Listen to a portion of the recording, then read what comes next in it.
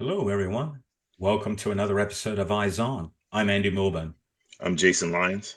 I'm Dimitri Kontakos. D, over to you for today's topics. All right, yeah. So things have been popping off for the most part. Go at Ukraine mostly. I mean, obviously, what's going on in the Middle East too is, not to take anything away from that. It's obviously a serious situation. But over the last week, we've seen the U.S. give the okay to use ATACMS, UK give okay to use Storm Shadows, the French okay the Scalp. There's talk about the Taurus missile with Germany. And the Ukrainians have been hitting inside of Russia. It's been mostly in Kursk, but there have been times where they hit outside of Kursk, more deeper into Russia. And the Russians came back using IRBMs in Ukraine. I guess saber rattling. Obviously, they weren't nuclear and stuff like that. There was a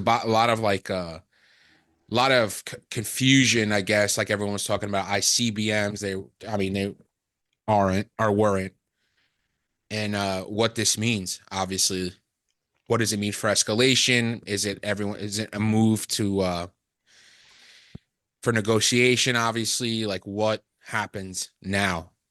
I think it dovetails into like there's obviously a push from the Biden administration to get all the aid to Ukraine before the inauguration, and it's being seen by some people as an unnecessary escalation, seeing what Russia's done to react to it. So that's what's really popping in my brain right now. Yeah, I was tracking the conversation, obviously on the last podcast with Jack. I was a happy observer of that. So I know that you laid the basis for a really good discussion on this. I just, for the benefit of listeners who may not be up on tactical weapons, tactical ballistic missile systems. The ATACMS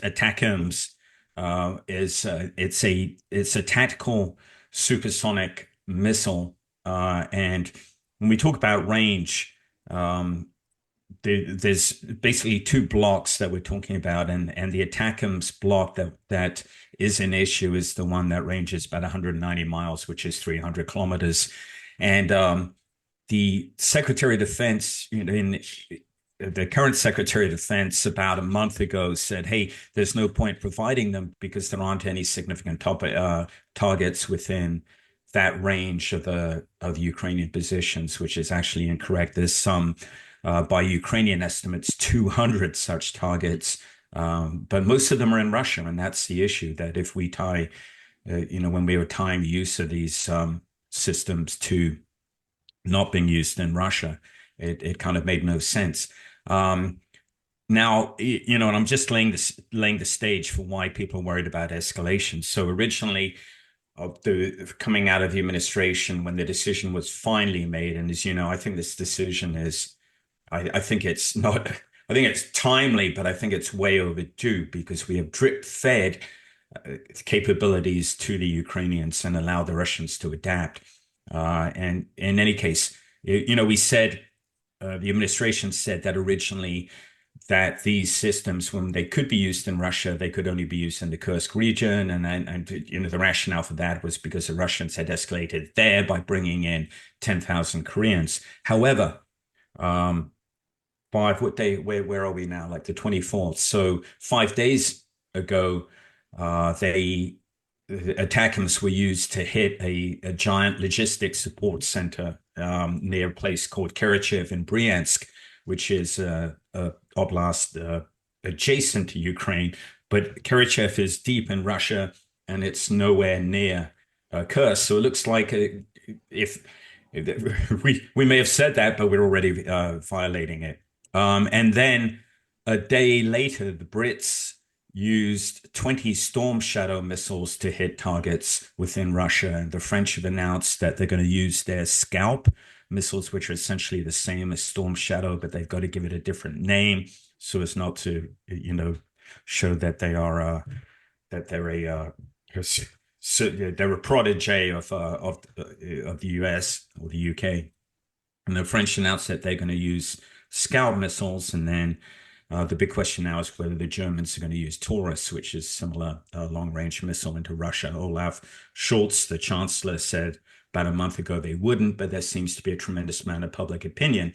And certainly this is a big issue in Europe. It's interesting that for those that European countries, obviously closer to fallout from escalation, especially when we're talking about tactical nukes, are at least Britain, France, and population in Germany, Baltics, Poland are strident supporters of hitting Russia itself. I mean, this is from their perspective, Ukraine's in total war, fighting a war of self-defense, and you don't limit yourself, right? When it comes to that, neither, we're either in or out. We either provide Ukraine with weapons that take lives, lethal weaponry, or we don't. If we do, then it doesn't make any sense, right, to put limits on it. Now, D, to your point, yeah, a ballistic missile. I mean, a missile that is capable of carrying a nuclear warhead is probably the best, simplest way of describing it. Hit Dnipro last week, but this likely was just for show. When you look at the hundreds of tons of high explosive crashing into Ukrainian cities every month, this was a pinprick, and it was a demonstration. I think that talk about nuclear escalation, I mean, I don't know, but I believe strongly that talking nuclear escalation is absolutely, it's in fantasy land. Mhm. Every time that the US or NATO has provided Ukraine with a new weapon system, Putin has banged the nuclear drum. He's not going to do it. He backs down every time that someone calls his bluff. The Turks were the first to discover this back in 2015, when Erdogan said, if you fly any more of your planes over our positions in Syria, we will shoot them down. And sure enough, the Turks did. And Putin backpedaled, and no more Russian planes flew over Turkish positions. I mean, you got to read the man, right? All this hysterical fear in Western media about the Third World War being upon us is so much bump. But let me just say one thing on that. In a sense, this is a global conflict, right? Because when we talk about escalation, the Russians have already escalated this, and so what we're likely to see is more of the same. They've escalated it by providing the Houthis targeting data. That's a step against a global stability, if ever there was one, right? They've escalated by conducting sabotage, kinetic sabotage, attempted murder, and murder all the way across Europe.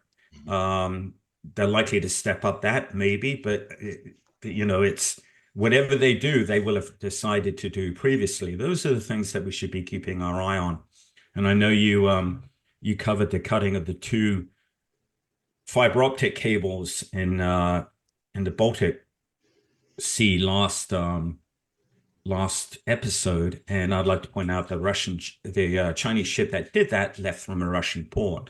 So yeah, we're likely to see more of that, but the Russians had planned to do that anyway. So my feeling is, hey, we need to go all out because Ukraine is in trouble. I mean, despite all of some of our optimistic proclamations, and even up to the last month, the Russians continue to advance in Donbass. They haven't taken Pokrovsk yet, but D, I sent you a couple of maps that maybe you can post in the chat. But they are certainly closing on Pokrovsk, and beyond Pokrovsk is Kramatorsk, which is the last major city that has not yet fallen into Russian hands. And I think, though, more importantly, and more dangerously for the Ukrainians, are the fact that they are running out of air defense systems, and the Russians are continuing to hit their cities heavily. Friends of mine, reporting from Kiev, saying that they're even in areas that are normally well covered, that they're now every night, feeling their buildings shake from strikes, drones, as well as missiles, electricity being cut out for most of the day, which is a big issue there as winter approaches. That is a big concern. And the second one is that Ukrainian units across the board are very much under strength. The Russians may have lost 600,000 men by British estimates since the beginning of the war, 57,000 from the beginning of the year, but they can sustain those kinds of losses, and the Russian economy can sustain war footing for longer than the Ukrainians have, and that is the real issue. So, my mind, forget about our ridiculous fear of escalation. This namby-pamby hand-wringing is playing right into Putin's hands, just like trying to appease Hitler did in the 30s. We should be providing Ukrainians with everything. Bring the war home to Russia. Really put him on the ropes. Make the Russian people understand. I'm not talking about civilian casualties, I'm saying, but they should hear Russian targets being hit, right? Absolutely within the homeland. And that is essential, especially if we are looking towards the coming administration trying to impose a negotiated solution. Yeah, and I mean, I think a big part of this whole thing is like the information warfare, right? And I think just using those IRBMs, it it has like, activated whoever, the people on Twitter and like people generally who don't follow this as closely as you do, or most people who are really interested in this do or are affected by this do. Um, and they're winning it. They're winning it because like the US, whatever you want to call it, like the people on Twitter or the news, they like this stuff. Like I'm not Yeah, sure. I'm the same way because like even this show, right? To be completely transparent, like in my head, I'm like, oh, how do we get the most views to talk about this? Because we actually talk about it in depth, the nuances, the actual context of what's going on. But I'm gonna make a thumbnail that says like Putin, World War III. You know what I mean? Like I'm gonna try and do the same thing Yeah. in an I mean, my attempt to point like is, act in an attempt to actually like educate people on like what's really going on. But at the same time, I'm also part of that. yeah, I mean, totally understandable. Of course, no one wants a nuclear war. But look, World War III or a global war is kind of already taking place, Yeah. right? I mean, Russia is the one that's making this war global.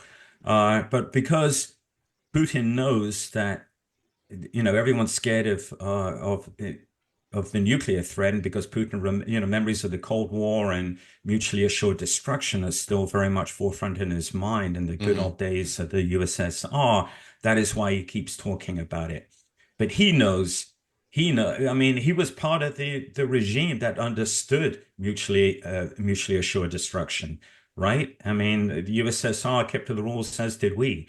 Russia does not want nuclear war any more than the United States. Sure. And why should it? Because there are other ways that it can hurt and continually erode the global order, if you like, in the ways that I've already described. I mean, a sabotage campaign, assassinations, disinformation, undermining the political processes throughout Europe. These have proven to be really successful for him before. Nuclear war is not going to be a good story for him, his regime, as well as the rest of the world. He knows that. And by the way, so what he does is he postures because everyone's mindset, all right, the average person's mindset is 30 seconds of news, and they draw conclusions from that. So as soon as you say nuclear, oh my God, Dnipro was hit by an intercontinental range ballistic missile, ICBM. Okay, first time such a missile has been used in combat anywhere. All right, even if that's true, it was a conventional warhead and it was a one-off, right? Now, I mean, if a nuclear event was going to happen, I don't think it's going to be a tactical nuke on the battlefield. By the way, tactical nuke may sound kind of contained, but it Yeah. really isn't. Tactical nuke Yeah. is going to result in tens of thousands of casualties, and no one really knows the ramifications or the geographic scale of using a tactical nuke. So again, he's unlikely to do that. Maybe there would be some kind of nuclear demonstration, way, way above the Black Sea. I'm on thin ice here in talking about this, but I'm talking about the very, very, very extreme. But no, he's sitting pretty right now, he thinks. He's got most of Donbass. His goal is to get, if he can, those final two cities, to weaken Ukrainians' air defenses even more, to impose incredible suffering on Ukraine, the population, by knocking out, continuing to destroy the energy grids as winter approaches, and then he knows that the administration coming in is wants to impose a negotiated settlement, which is plays right into what he wants. He doesn't, and he can say he can declare victory. Yeah. And do we really think that he is going to adhere to any settlement rules that we think we've imposed So yeah, as that those in was. conflict? Go ahead, Jason. No, I was going to say he's not going to adhere to anything. And I was also thinking he's also got us here at home, right where he wants us, because he's got us divided.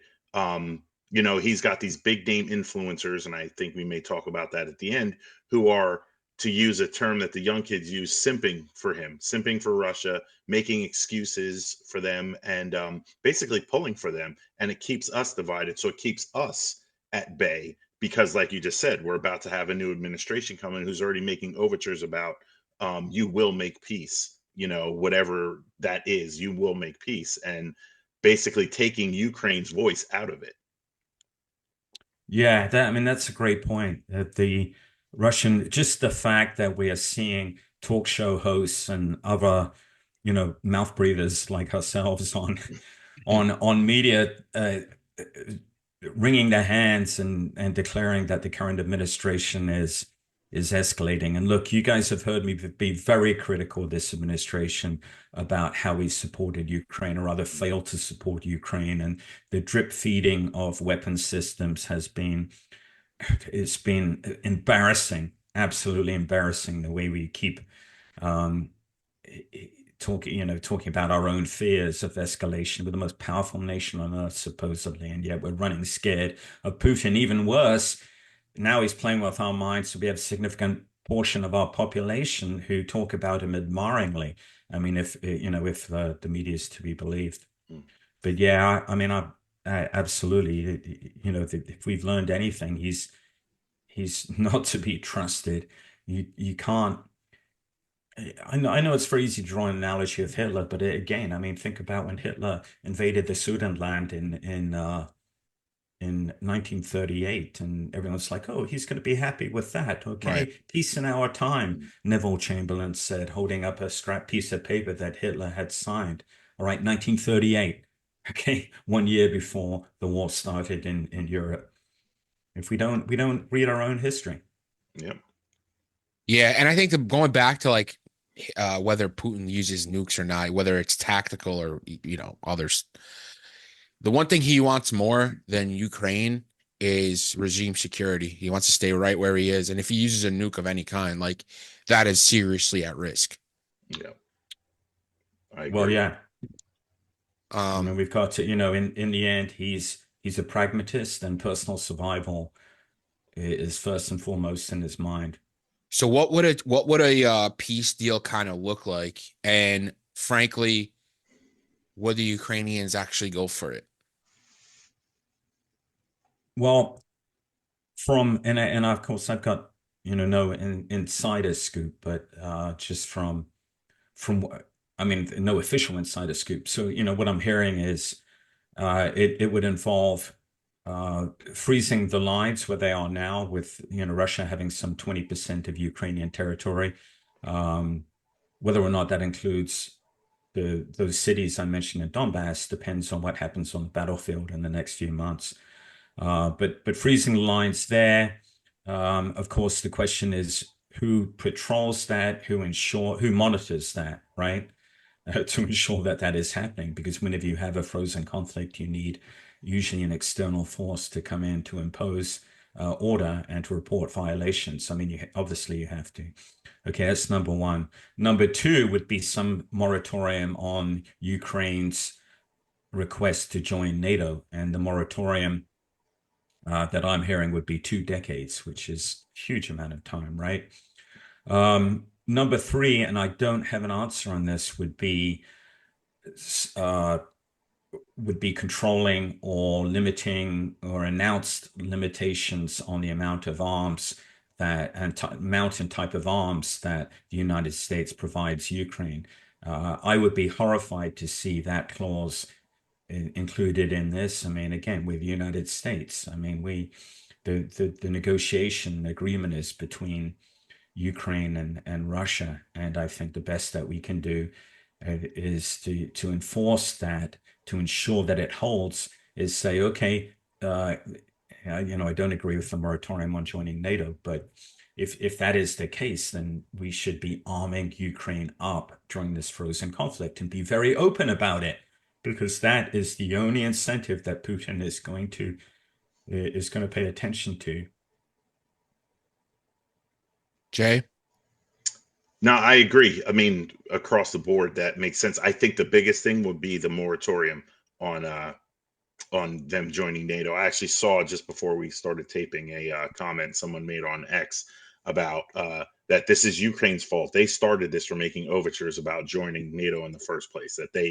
That's how this whole thing started. And it's laughable to me that yeah, it's a concern to Russia. I get it, but to blame a nation that has been invaded, had their sovereign territory invaded, and I guess this is me going on my soapbox now, is hilarious from the same people who say if someone invaded this country, they use the whole rifle behind every blade of grass analogy. They're the same people that say that, but believe that Ukraine should just roll over and take this and whatever comes after. It's ridiculous to me. Yeah, I think those parameters in terms of having a peace deal are like farcical. Like it's not gonna. Why the fuck would Ukraine want to do that? Absolutely. Why would they ever do that? Even if they lost U.S. support, I mean, why would they say yes to that? Yeah, I mean, it's not like exactly like they're getting run over by the Russians. Let's be honest. Yeah, I mean, the Russians are having a hard time too. I think it's fair to say. I mean, obviously, you heard about the casualty figures. There are also good signs that, the Russian war economy, the Russians put their economy way more on a war footing than ours. And the big issue has been, we talked about here, air defense systems, but also an imbalance in artillery shells. But both of those factors are likely to stabilize and then tilt in Ukraine's favor during by late 2025, right? So that's why I think it's so important, whether or not there's an attempts at a negotiated settlement or not, to keep the flow of arms coming. And yes, okay, worst case scenario, the United States limits itself, but we should certainly not try and limit European countries and supplying Ukraine. And that's, one positive aspect of this whole sorry war has been that NATO has stepped up to the plate. It's gone from being, in Macron's words, brain dead to being a force to be reckoned with. Poland is spending 4% of its GDP now on defense and has a formidable force right there on the NATO's eastern flank, is essentially a regional leader. The Baltic countries too have really stepped up to the plate. And even smaller countries like the Czech Republic, you're not hearing hand-wringing, no, we must negotiate. They're upping the ante too on building up their military defense capability. And then, of course, you got Sweden and Finland joining NATO. So Putin's done great things for NATO so far. Mm-hmm. That has caused the loss of credibility for him. So we should continue those efforts. As far as the last piece about this is, the settlement, in order to work, both parties have to believe in it, right? So, to say, hey, the quickest way to end a war is to lose it.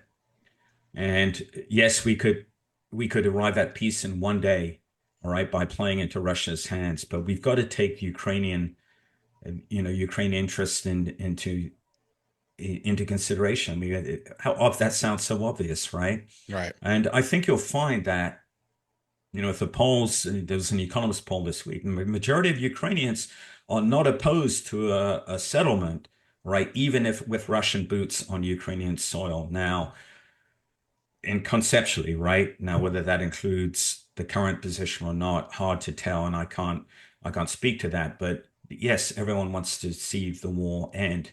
They're watching the best of their youth just being destroyed over the course of the last almost 3 years, and so to them, I think they've reached a point again. If the polls, and I believe what the Economist is saying, at least are to be believed, that 52% now are in favor of some sort of negotiated settlement, but it can't be one that is just thrust down their throats and that is disadvantageous to Right. them, It's which Putin one-sided can announce Russian. as Right. yeah, exactly.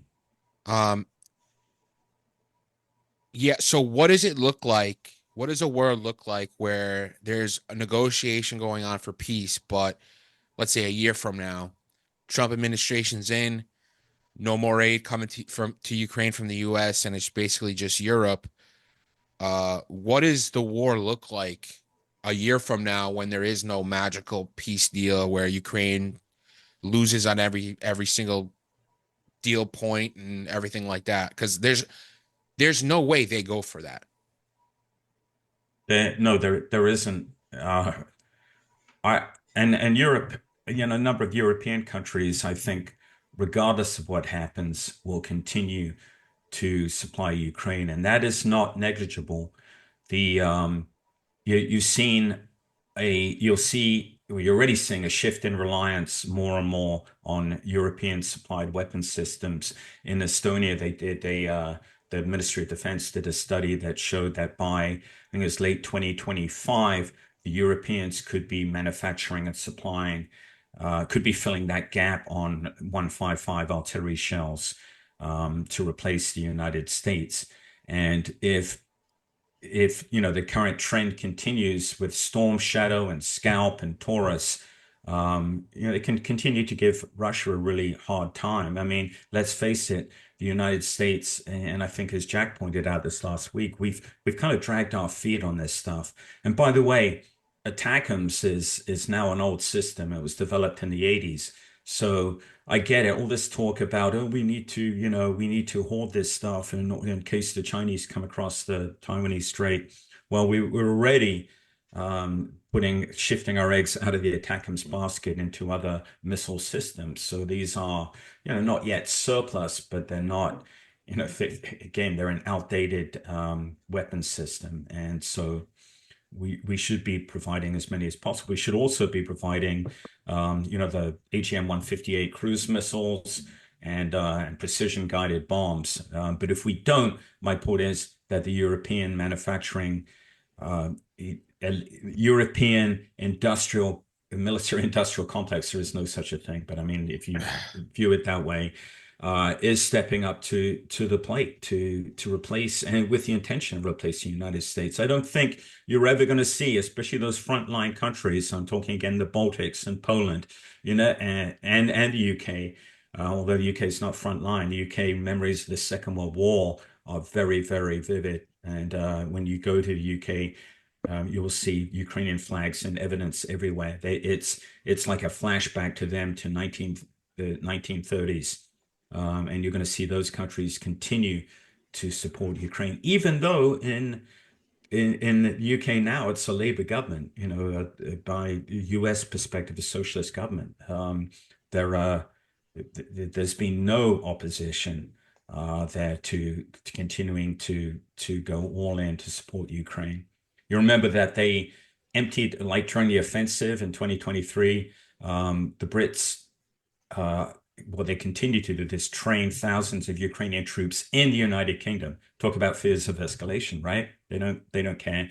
They emptied their shelves of Storm Shadow, emptied their shelves of all their stocks of breaching equipment for the offensive. And I mean, again, when we talk about red lines, it makes no sense to be worried about Putin's red lines when you look at a country. And I'm not saying this because I'm half British. What the United Kingdom has done to support Ukraine without fear. of Putin lashing back, and they're much closer Yeah. and far more vulnerable to Russian malignant efforts than we are. I have a question. Are there any efforts being undertaken that we obviously could talk about that's not like classified? Uh, in terms of like the information war in Russia, how we can like maybe loosen Putin's grip. I know I've heard from a bunch of people like, the majority of the population in Russia is relatively apathetic in terms of their domestic politics and stuff. It's like Putin's our guy and that's it. Especially like maybe not so much the younger generation, but the older generation. Are we doing anything to like try and rattle Putin's cage in terms of like at home? Or is it like Yeah, an impregnable fortress to get into? Like we can't even touch it.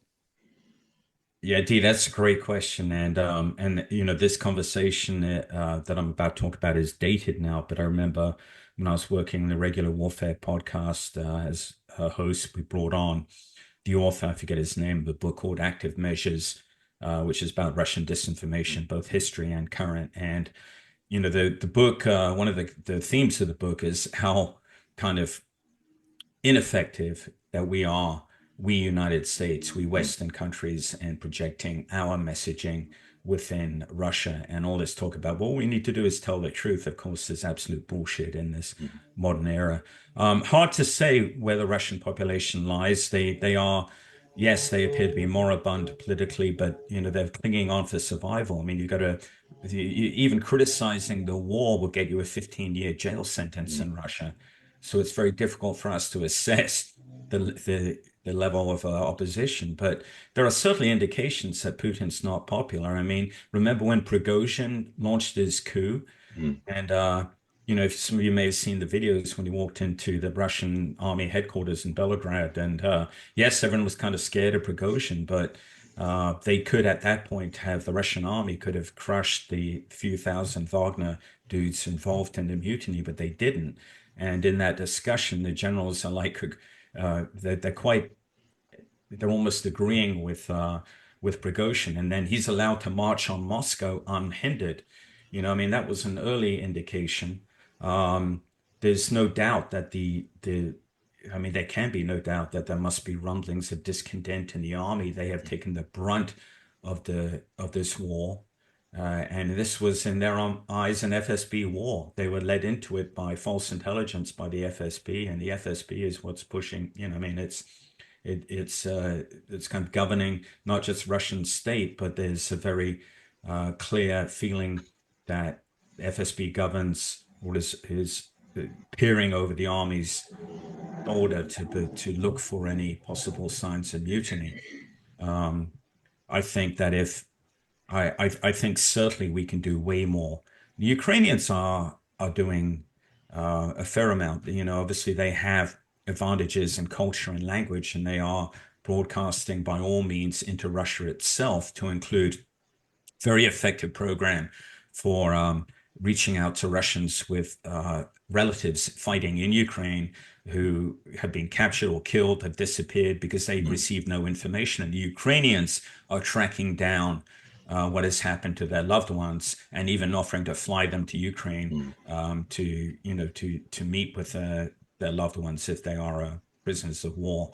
Um, I think we can do way more, the United States. I mean, we are the nation that spawned Madison Avenue, right? I mean, look how sophisticated we come to advertising, and yet that has not shifted into our information efforts. And I've always been frustrated by that, always, and continue to be. I don't understand from the tactical to the strategic level why the United States is so cack-handed at spreading information. And Jason, what do you that's think? Yeah, or countering disinformation. right. Yep. Yeah, I have no solid information on an IO program being run against Russia, but I'm almost 99.9% sure that there is. But as Andy, eloquently stated, it's just hamstring. It's hamstrung. It's in my view, and from what I've been told, it's very weak. I think at this point, not that we've seen, I'm saying this from a very sanitized point of view because Andy's been on the ground, I have not there. But we do a good job, and the Western media does a good job of showing the destruction in from a Ukrainian point of view. You know, the people there, and my heart absolutely goes out to them. But to the average Russian, that means nothing to them, because unless they have relatives there, it's a whole nother world for them. So I think, and I am not in any way advocating for this, but I believe that if there's an escalated use of Western munitions inside Russia, and they start seeing that destruction on their home turf, and start seeing some of their civilians, you know, God forbid, killed, that might be the IO open door that we need, that the West needs, to say, hey, look what your government's doing to you. Look what Putin is doing to you. You know, he said that he was going to keep it there, and that this thing would be over in 6 months, a year, and look, now it's at your doorstep. Well, it's supposed to be over in 5 days, and it's been 1,000.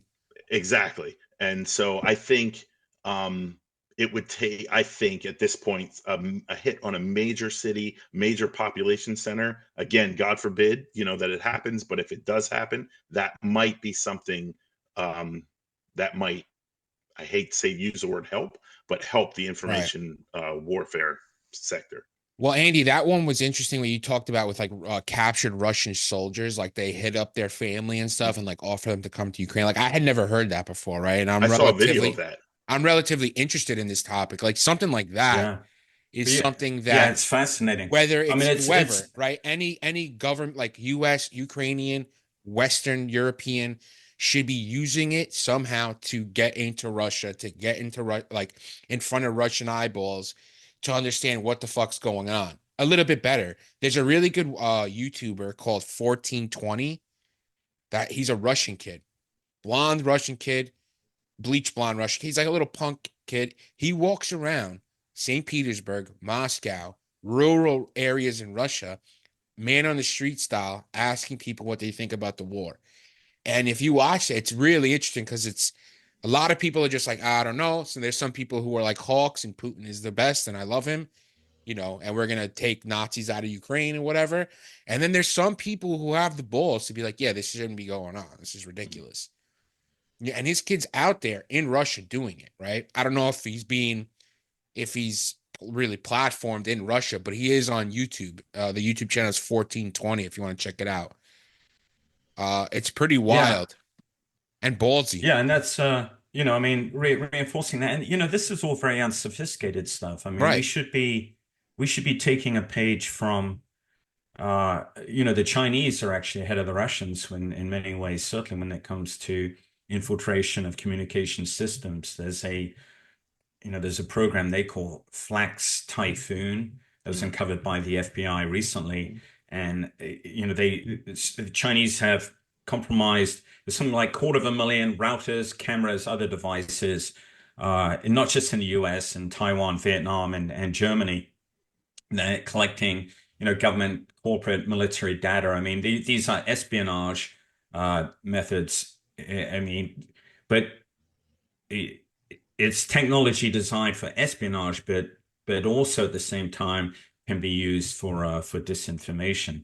I mean, there are certainly things that we can do against Russia that never, you know, that never break the threshold of public visibility unless the Russians discover it. And you know, and I don't know. I mean, obviously we are bound sometimes by our own. I mean, always by our own rules and regulations, but espionage happens. We all know that, and technical espionage happens and is being used extensively against us.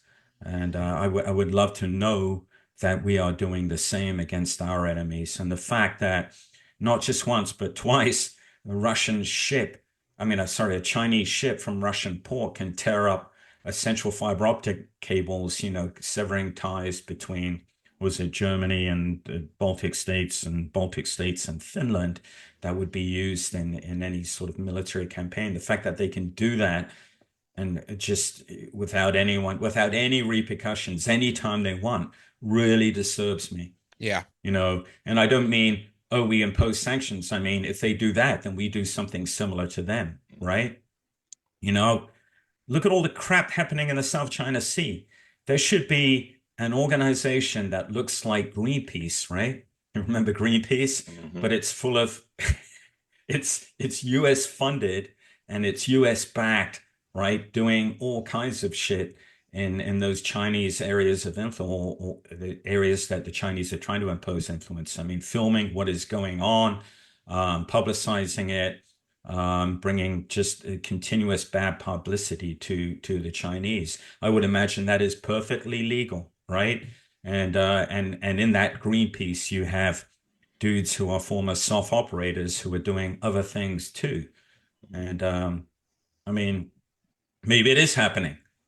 But there you do something where you get the world's attention, you get sympathy on the world of the world, and yet we are actually damaging China in an area that it cares about to some extent in the perception. But we're also gathering intelligence, and we have the ability to disseminate,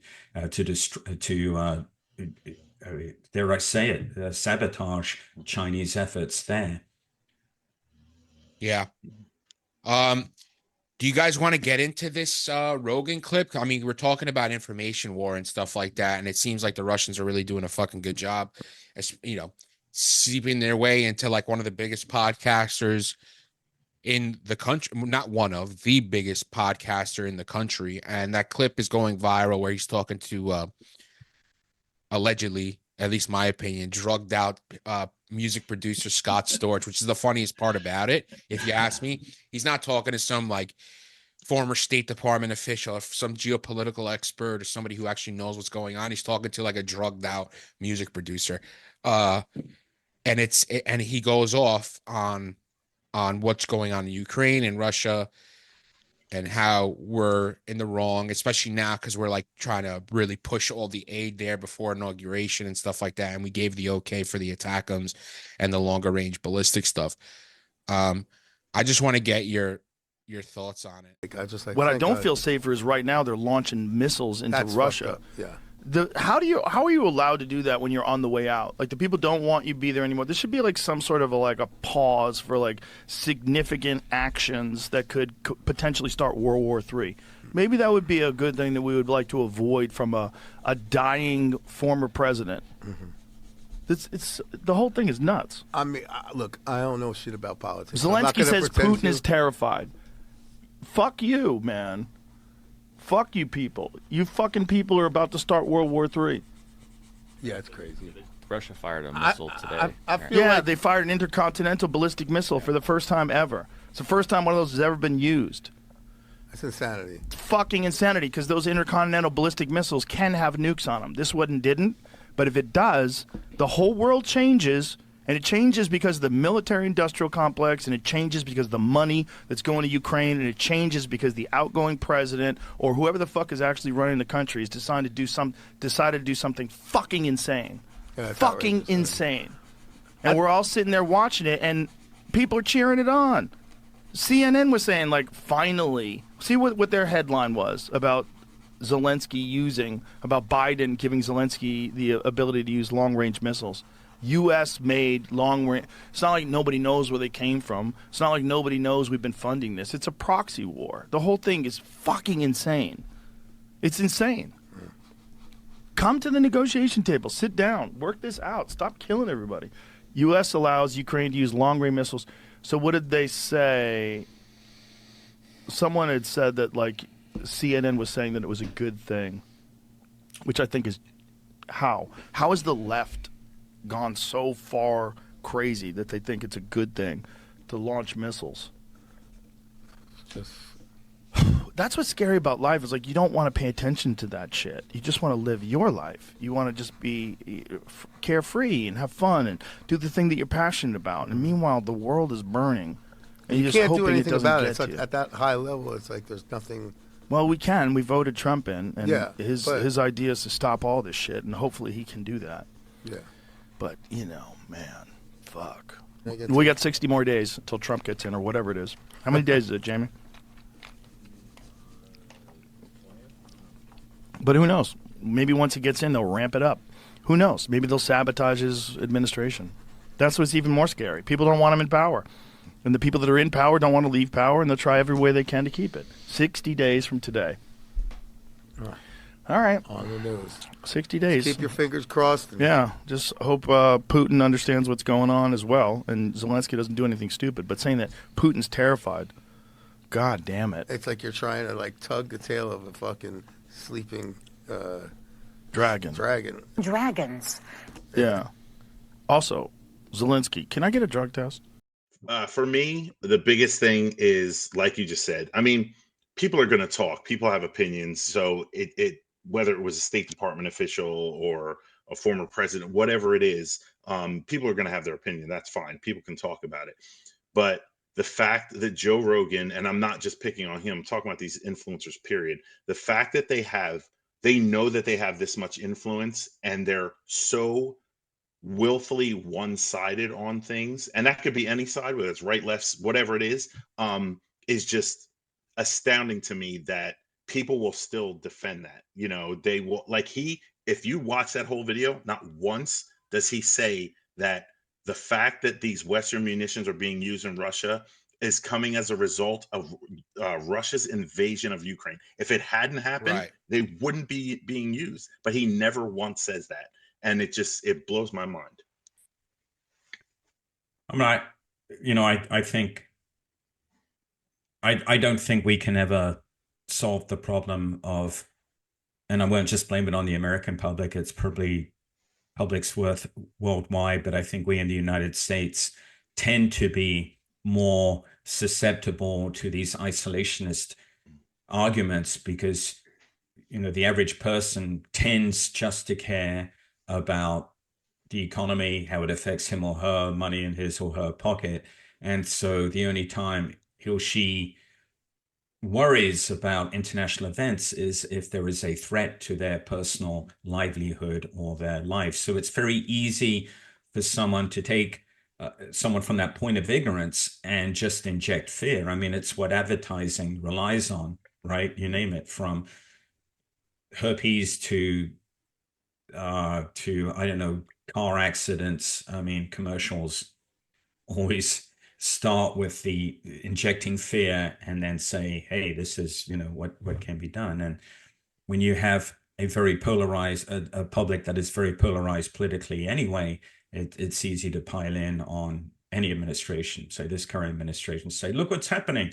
Biden is escalating. Well, I mean, from the perspective of someone who has viewed the war from the start, very close quarters, I would say, no, we've escalating. Are you kidding me? Right. 3 years later, and we're finally allowing Ukraine to use our weapon systems to their full effect against an aggressor. That is escalating. We, the most powerful nation on earth. I mean, it's absurd how pusillanimous we have been. Notice I said that word correctly this time. Not escalating. And, how many of those viewers understand the history of the Second World War and its origins within Europe in the 30s? I mean, my kids don't even learn about Vietnam at school. So unless you have a historic perspective and you are just Joe Blow in the street, and of course, arguments of whatever that guy's name is, and Joe Rogan are gonna, when they play on fear in their little 2-minute soundbite, are gonna have a tremendous effect and have millions and millions of views. Well, he is As definitely opposed to, our whatever it is. By the way, subscribe at the end of this. So please. Yeah. I mean, listen, we become Joe Rogan, and we'll have a very educated American public. Yeah. Yeah. We have to start talking about UFOs to start getting some Joe Rogan similar numbers. Well, if we played on fear, if every episode we started, I mean, that's honestly, can you believe this shit is frankly, happening? Most of the big podcasts, because I'm obviously plugged into like what the big podcasts are doing and what are they saying. Most of them are doing that. They're playing on fear. Yeah. Whether it was leading up to the election or even now, you know what I mean? One side or the other. Yep. They all play up on fear and what's going on, and are like, whether it's from aliens observing us to trans people are gonna kill you, or fascists are gonna come and be goose stepping down Main Street. You know what I mean? Like one side or the other. Yep. That's what the big podcasts do, is they freak people out. There's a sense of urgency for people. This is my friend Athena. There's Awesome. it's what these podcasts do. Literally, even in our own space, like the Team House space, Eyes On space. Mhm. I look at Times Radio. Times Radio is a huge publication. I see their YouTube videos, and it's like Putin's in trouble. It's like everyone tries to sex it up. I do the same thing, and and that's fine to get people in and have them watch your episode or your show. But you kind of got to give them a little bit of that sweet and give them like the vegetables, give them like the real information that's no bullshit, that's nuanced, that's you know what I mean? Like, and not just play to that fear. But a lot of podcasts do that. We don't, because we're the best. So subscribe. Along with that too, Yeah, I Luke, think something that, sorry, Andy, something No, that go ahead. earns a lot of respect from me is when people use the words "in my opinion." Unless you're an expert at it, like I look at some of these, I get caught up looking at some of these tactical guys, and I was a SEAL, I was a GB, I was whatever. You get caught up in that stuff. When you get outside of your wheelhouse and you are not saying "in my opinion" or "I'm not an expert in this, but I believe," that kind of thing, to me, you're just, like you said, you're just stoking fear, and you're pushing a false narrative to some extent, because if you're not an expert in it, like you'll hear me say it all the time, and most of the time I'm sure that readers or listeners will say, why doesn't Jason say anything when they're talking about like Israel or Ukraine and stuff like that? That's because that's Andy's wheelhouse. So I'm learning just like everybody else is. I have an opinion on it, and I will say that. But when we start getting into intel stuff, then I'll talk about it. But other than that, you're going to hear me say my opinion, and not many of these people, including Joe Rogan, do that. And so their listeners take that as gospel, and it's dangerous. Yeah. Anything else, boys? Mhm. How are we feeling?